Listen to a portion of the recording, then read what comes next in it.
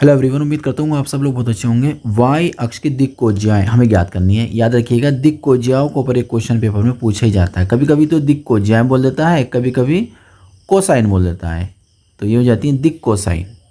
तो याद रखिएगा, नाम से कन्फ्यूज़ मत होइएगा। तो इससे पीछे हमने एक क्वेश्चन किया था जिसमें जेड एक्स की पूछी गई थी, यहाँ पर पूछी जा रही है वाई एक्स की। तो कोई दिक्कत वाली बात नहीं है, बहुत आसान से हम लोग इसको फाइंड आउट कर लेंगे। तो एक्स एक्सिस मान लेते हैं, इसको जेड मान लेते हैं, और यहाँ पर जो है हम लोग 3D में वाई मान लेते हैं। ओके, अब वाई अक्ष का निकालना है, यानी हमें इस वाली अक्ष का निकालना है। ये जो अक्ष हमें दिखाई दे रही है इसका हमें निकालना है, ठीक है। तो ये अक्ष जो और अक्ष हैं उससे कितना कितना एंगल बना रही है भाई। वाई वाली एक्स के साथ 90 बना रही है, वाई वाली जेड के साथ भी 90 बनाती है, और वाई वाली वाई अक्ष के साथ ही 0 डिग्री का कोण बनाती है। इतनी बात हम लैंग्वेज में लिख देते हैं कि वाई अक्ष कॉमा एक्स अक्ष, वाई अक्ष तथा जेड अक्षों से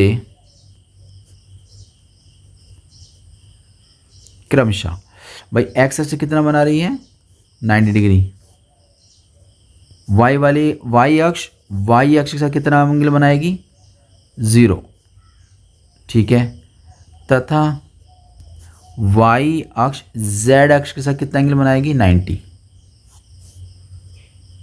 ये डिग्री में है, सब का कोण बनाती हैं या बनाता है। वाई अक्ष जो है बाकी अक्षों से कोण बनाता है। तो बस इतनी सी बात थी इसके अंदर। अब एक लैंग्वेज हमें लिखनी है, बस हो गया काम हमारा। अतः वाई अक्ष की दिक् कोज्याएं, वाई अक्ष की दिक् कोज्याएं कह दो या दिक् कोसाइन कह सकते हैं, कोज्याएं बराबर आपने पढ़ा होगा ना, cos alpha, cos beta, cos gamma, है ना।